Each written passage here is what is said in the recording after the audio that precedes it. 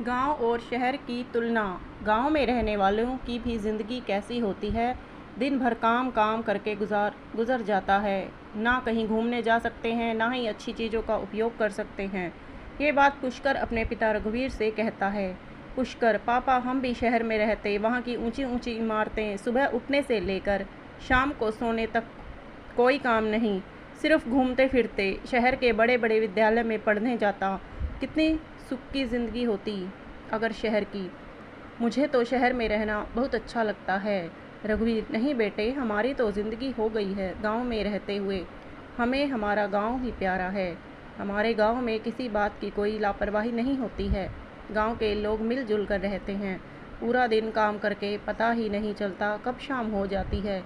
और हाँ, एक ख़ास बात, गांव में अगर कोई भी अनजान आदमी किसी भी तरह की सहायता मांगे तो हम उसकी पूरी तरह से सहायता करने की कोशिश करते हैं। पुष्कर: नहीं पिताजी, शहर की बात ही अलग है। मैं अगर आपके जैसा बड़ा होता तो शहर में ही रहता। रघुवीर: गांव में बोर भी नहीं होते हैं, लेकिन शहर में तो लोग सिर्फ अपने काम से मतलब रखते हैं। किसी के पास बैठने उठने में कहाँ समझते हैं। अपना काम और अपना घर। किंतु गांव तो गांव होता है। गांव में लोग एक दूसरे के लिए मरते हैं।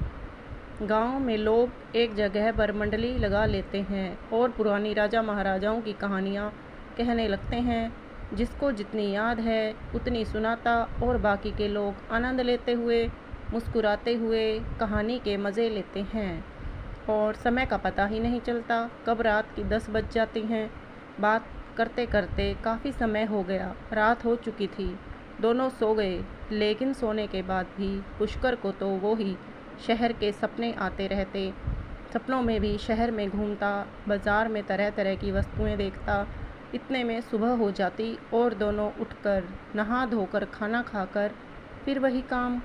एक दिन रघुवीर को किसी काम से गांव से लगभग 200 किलोमीटर दूर किसी शहर में जाना था।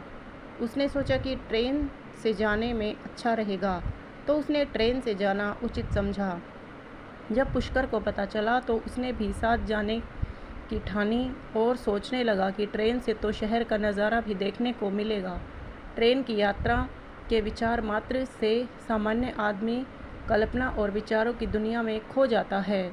घने जंगल, नदियों की पुलियों पर ट्रेन की आवाज़, रेलवे स्टेशन पर यात्रियों की भीड़, जैसे मेला लगा हुआ हो, इत्यादि सपने पुष्कर मन ही मन देखने लगा। तभी रघुवीर के साथ ले जाने की हाँ कर दी और पुष्कर के मुंह की खुशी दुगनी बढ़ गई। दोनों तैयार होकर चल दिए। गांव से कुछ ही दूर छोटा स्टेशन था और कुछ ही देर में ट्रेन भी आ चुकी थी। दोनों बैठ गए। कुछ दूर जाने पर एक बड़ा सा शहर आया। तब समय शाम 5 बज चुके थे। दोनों बैठे बैठे बातें कर रहे थे। इतने में रघुवीर को शहर में कुत्तों का एक झुंड दिखाई दिया। तभी रघुवीर: पुष्कर बेटा, ये देखो, शहर में कुत्ते गले सड़े भोजन, ड्राई फ्रूट, कचरे के डिब्बों से अपना पेट भर रहे हैं। पुष्कर: हाँ पापा, और हमारे गांव में तो कुत्ते को कोई ना कोई बची हुई रोटी के टुकड़े डाल ही देता है। और साफ खाना खाकर गांव के कुत्ते कितने तंदुरुस्त और समझदार होते हैं। थोड़ी दूर जाते ही और कुछ कुत्ते शहर के गंदे नाले से पानी पीते हुए दिखाई दिए। तभी रघुवीर: ये देखो, शहर के गंदे नाले का पानी पीकर अपनी प्यास बुझाते हैं। इनके लिए तो यही फ़िल्टर का पानी है। और अपने गांव के कुत्ते तो नदी का साफ़ पानी पीते हैं। और किसी के भी घर के बाहर खाने के लिए और पीने के लिए कुछ न कुछ तो मिल ही जाएगा। पुष्कर: हाँ पापा, मुझे पता चल गया है। गांव की ज़िंदगी शहर की ज़िंदगी से काफ़ी अच्छी होती है। गांव में कितनी स्वच्छता होती है और स्वच्छ और ठंडी हवा चलती है।